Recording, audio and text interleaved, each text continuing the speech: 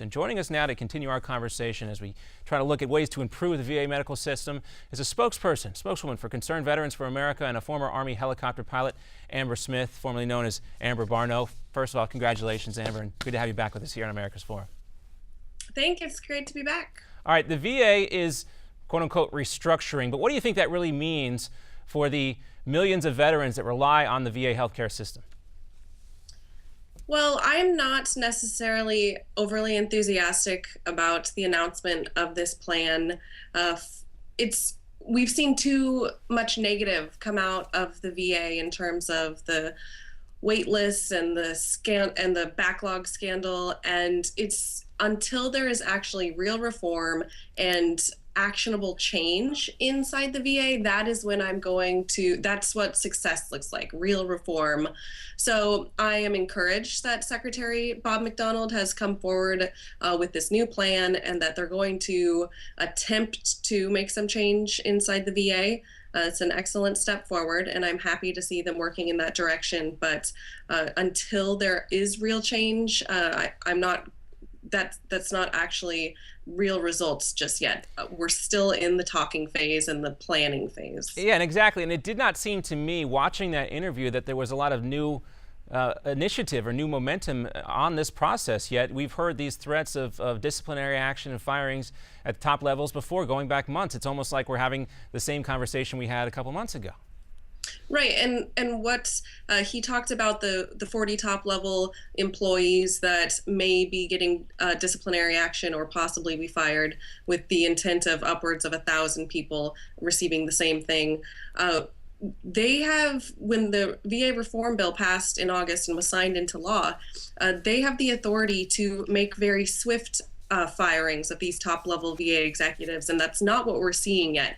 So when he talked about implementing this new overhaul inside the VA, we have to realize that you're not going to implement positive change inside the VA if you're expecting these so-called infected employees that were part of the scandal to implement the new change. It's not how it works. It's not going to happen. And in some ways, doesn't this show us, though, how badly damaged the VA healthcare system is, that even though we know these guys have the authority to do this now, that they can't seem to get it done just quite yet? There obviously are some things complicating the process.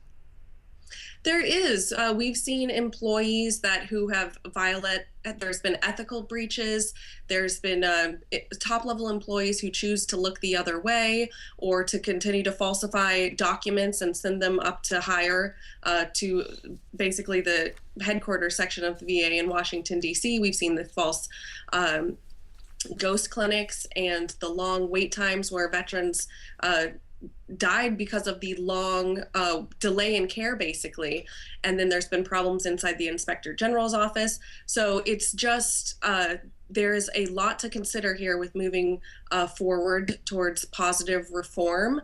But the two most important things to remember is that without accountability, it's not going to happen. And then once, hopefully, they do take that into consideration and sort of starts cleaning house in those top executive management positions, that they really replace those people with leaders who are going to change the VA. And we have about 30 seconds to go, and I'll just ask you one last quick yes or no question. When you talk to veterans, Amber, is anybody saying that anything has changed, at least maybe a little bit of the culture, when they're trying to get health care thus far? No, not yet. It's basically status quo at the VA right now.